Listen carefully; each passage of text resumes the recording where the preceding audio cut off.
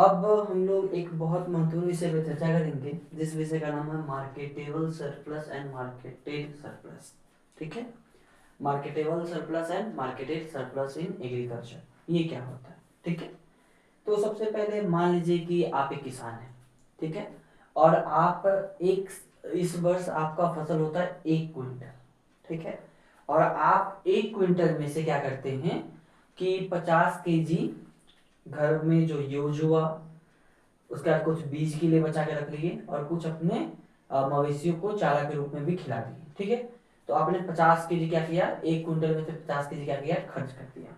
ठीक है, तो ये जो खर्च करने के बाद जो आपके पास अनाज बचता है ना, 50 kg, इसी 50 kg के लिए हमारे एग्रीकल्चर इकोनॉमिक्स में दो टर्म यूज होगा, है ना, दो टर्म यूज होगा। एक का नाम है मार्केटेबल सरप्लस और एक का नाम है मार्केटेड सरप्लस। समझ में आ गया होगा। अर्थात उपभोग करने के बाद, किसान की जरूरत को पूरा करने के बाद उसका जो शेष फसल बचता है ना, उसके लिए दो टर्म आते हैं। एक आता है क्या है, मार्केटेबल सरप्लस और एक आता है मार्केटेड सरप्लस। ठीक है, अब हम दोनों पे बारी बारी चर्चा करते हैं। सबसे पहला है आपका कि मार्केटेबल सरप्लस क्या होता है ना, मार्केटेबल सरप्लस क्या होता है। तो मार्केटेबल सरप्लस मतलब क्या होता है, जो आप उपभोग करते हैं, उपयोग करते हैं, उसके बाद जो आपके पास शेष बचता है, शेष बचता है, उसे आप कहते हैं मार्केटेबल सरप्लस, है ना।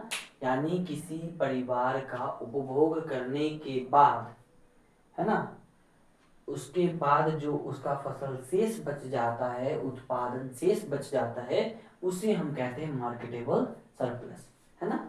अर्थात जो आपका टोटल प्रोडक्शन हुआ है, टोटल प्रोडक्शन हुआ है, उसमें से आप माइनस कीजिएगा FAI MLY, family consumption, family consumption plus other need, है ना। इन सभी को पूरा करने के बाद जो आपके पास फसल बच जाता है, उत्पादन, उसे हम क्या कहते हैं, तो मार्केटेबल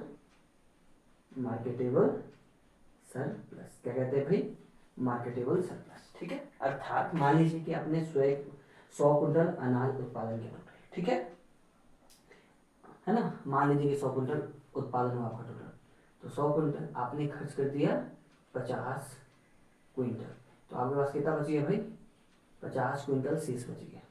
तो ये जो 50 क्विंटल शेष बचा, ये आपका कहलाएगा मार्केटेबल सरप्लस। अर्थात आपके पास बाजार में बेचने के लिए जितना अनाज उपलब्ध है, वो है आपका मार्केटेबल सरप्लस, है ना। यहाँ तक आपका कहानी क्लियर हो चुका होगा। फिर अब हमारे इकोनॉमिक्स में एक और टर्म आता है, दूसरा है मार्केटेड सरप्लस। क्या आता है, मार्केटेड सरप्लस क्या है भाई, है ना। तो देखिए दोनों में बस थोड़ा सा अंतर है। हमारे पास क्या हुआ कि जो अनाज शेष बचा, कितना बचा, 50 kg, कितना बचा, 50 kg बेचने के लिए, है ना। लेकिन हम एक्चुअल मार्केट में कितना बेच रहे हैं, वो कहलाएगा मेरा क्या, मार्केटेड सरप्लस। मान लीजिए कि मेरे पास 50 kg अनाज बच गया बेचने के लिए, है ना, और हमने बेचा 48 क्विंटल ही बेचा। ठीक है, 50 क्विंटल बचा, उसमें से हमने 48 क्विंटल ही बेचा, है ना। तो ये क्या कहलाएगा, मेरा मार्केटेड सरप्लस। अर्थात हमारे पास जो शेष फसल बचा, है ना, या हमारा जो कुल फसल है, उसमें से हम कितना ज्यादा मार्केट में क्या करते हैं, बेचते हैं, यानी actual quantity sold in market, मतलब कि आपने एक्चुअली में कितना मार्केट में बेचा, है ना। कभी कभी क्या होता है कि अपने फैमिली कंजप्शन में से भी आप निकाल के मार्केट में बेच देते हैं सामान। 50 की जगह आपने 52 क्विंटल बेच दिया, 55 क्विंटल बेच दिया, है ना। तो ये क्या है, दोनों में आपको अंतर देखने को मिलेगा, है ना। एक्चुअल में आपके पास जो बचना चाहिए था, आप उससे क्या ज्यादा भी बेच सकते हो, कभी कम भी बेच सकते हो। तो ये दोनों में क्या हो गया भाई, अंतर हो गया। ठीक है, अब हम इन दोनों के बीच में अंतर को समझने का प्रयास करते हैं। सबसे पहले अर्थ क्या है मार्केटेबल का और मार्केटेड का। तो मार्केटेड का अर्थ होता है उपज जो बिक्री के लिए उपलब्ध है ना, मतलब कि आपका उत्पादन का वह भाग जो आपके पास बेचने के लिए उपलब्ध है, उसे आप मार्केटेबल सरप्लस कहते हैं। ठीक है, दूसरा है मार्केटेड सरप्लस, उपज जो वास्तव में आपने बेचा मार्केट में, वो क्या कहलाएगा आपका मार्केटेड सरप्लस कहलाएगा। ठीक है, उसके बाद इसका प्रकृति क्या है, मार्केटेबल क्या है, संभावित कि 50 केजी आप उत्पादन करोगे और 50 केजी आपका बच जाएगा, ये संभावना है ना। और मार्केटेड क्या है कि वास्तविकता में आपने मार्केट में कितना बेचा। ठीक है, तीसरा है निर्भरता, है ना। अब ये निर्भर किस पे करता है, मार्केटेड सरप्लस और marketable surplus. Marketable surplus depend करता है कि परिवार का आकार क्या है ना, परिवार की अनाज की आवश्यकता कितना है। जितना ज्यादा आवश्यकता होगा, है ना, तो उतना कम मेरा मार्केटेबल सरप्लस होगा। अगर आवश्यकता कम है तो मार्केटेबल सरप्लस क्या हो जाएगा, ज्यादा हो जाएगा। ठीक है, इसमें क्या डिपेंड करता है कि मार्केटेड सरप्लस क्या आएगा। अगर मान लीजिए मुझे कैश की जरूरत है तो हम अनाज को बेच करके कैश ले लेंगे, तो ज्यादा अनाज बेच देंगे, है ना। या बाजार में मेरी फसल का कीमत काफी बढ़ा हुआ है तो हम क्या करेंगे, अपनी कीमत काफी बढ़ा हुआ है तो हम अपने फसल को क्या करेंगे, जाकर के अनाज को वहां पे बेचाएंगे। ठीक है, संबंध क्या है, जो आपका मार्केटेबल सरप्लस होता है वो हमेशा क्या होता है, लेस देन इक्वल टू क्या होता है, मार्केट सरप्लस होता है इसके तुलना में। और जब इस केस में आते हैं तो मार्केटेड सरप्लस क्या हो जाता है, इससे ग्रेटर देन इक्वल टू कौन होता है, मार्केटेबल सरप्लस। ठीक है, तो इन दोनों के बीच में क्या हो गया, डिफरेंस हो गया। अब हम लोग चर्चा करेंगे कि ये जो मार्केटेड सरप्लस है या मार्केटेबल सरप्लस है, इससे कौन कौन से ऐसे फैक्टर है जो प्रभावित करते हैं, क्या क्या प्रभावित करते हैं। पहला है आपका साइज ऑफ फार्म, क्या है, साइज ऑफ फार्म। ठीक है, तो देखिए अगर मेरे खेत का आकार बड़ा है ना, तो मेरा प्रोडक्शन क्या होगा, ज्यादा होगा। और प्रोडक्शन ज्यादा होगा तो मेरा मार्केटेड सरप्लस और मार्केटेबल सरप्लस भी क्या होगा भाई, ज्यादा होगा। अगर मेरे खेत का साइज छोटा है तो प्रोडक्शन क्या होगा, कम होगा। और प्रोडक्शन कम होने का मतलब होता है मेरा मार्केटेड सरप्लस और मार्केटेबल सरप्लस, ये भी दोनों क्या होगा, कम होगा, है ना। दूसरा है प्रोडक्शन लेवल, क्या है, प्रोडक्शन लेवल। मान लीजिए कि एक खेत ए है ना, एक मिनट, है ना, मान लीजिए कि खेत ए है और एक खेत बी है ना, साइज दोनों का सेम ही है भाई। ये 50 केजी अनाज उपजा रहा है और ये 60 केजी अनाज उपजा रहा है ना। तो इसका प्रोडक्शन लेवल क्या है, ज्यादा। तो इस खेत में क्या होगा, आपको सरप्लस ज्यादा देखने को मिलेगा और इस खेत में सरप्लस कम देखने को मिलेगा। तीसरा है परिवार का आकार। मान लीजिए कि दो परिवार है, दोनों में 50-50 केजी क्या हो रहा है, उत्पादन हो रहा है, परिवार ए में भी और परिवार बी में भी, है ना।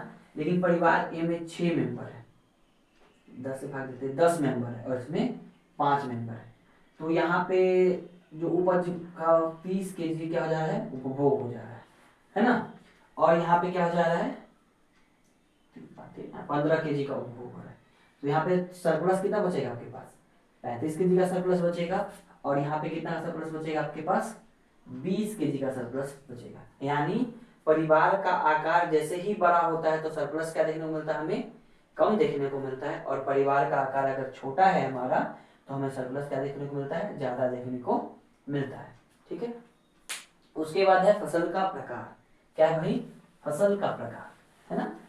मान लीजिए कि हमने अपने खेत में उगाया गेहूं, क्या उगाया, गेहूं। तो गेहूं मेरी आवश्यकता का चीज है, तो क्या होगा, हम इसमें बहुत सारा गेहूं बचा के रखेंगे अपने उपभोग के लिए और कुछ जो बचेगा एक्स्ट्रा उसको हम मार्केट में बेचेंगे। ठीक है, यहाँ पे सरप्लस क्या आएगा, मेरे पास कम आया, किस ले रहे हैं हम। ठीक है, और एक हम उगा रहे हैं दूसरा फसल जिसका नाम है भाई जूट, क्या उगा रहे हैं, जूट या कपास।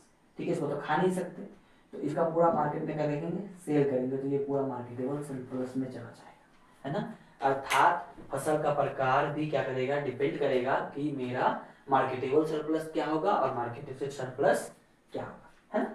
समझ में आ गया होगा आपको। अगला है कीमत स्तर, क्या है, कीमत स्तर। मान लीजिए कि गेहूं ही मार्केट में बेच रहे हो और गेहूं का कीमत है एक जगह 20 रुपए के जी, है ना। और इस बार क्या हो चुका है, अचानक कीमत हो गया आपका 30 रुपए के जी कुछ समय के लिए। तो कीमत बढ़ा हुआ देख करके क्या होगा, किसान सोचेगा कि बेच लेते हैं, मुझे क्या हो जाएगा, अपने फसल के बदले में अच्छा कीमत मिल जाएगा। बाद में जब प्राइस सस्ता होगा तो हम कहीं और से इसको खरीद करके क्या करेंगे, उपभोग कर लेंगे। तो इस कीमत में भी क्या होता है, मार्केटेड सरप्लस देखने को मिलता है अधिक, की मार्केट में ज्यादा बिका। और कीमत कम होता है तो आप क्या करता है, अपने पास बचा के रखने का कोशिश करता है कि अभी हम नहीं बेचेंगे, बाद में बेचेंगे। ठीक है, फिर है नगद की आवश्यकता।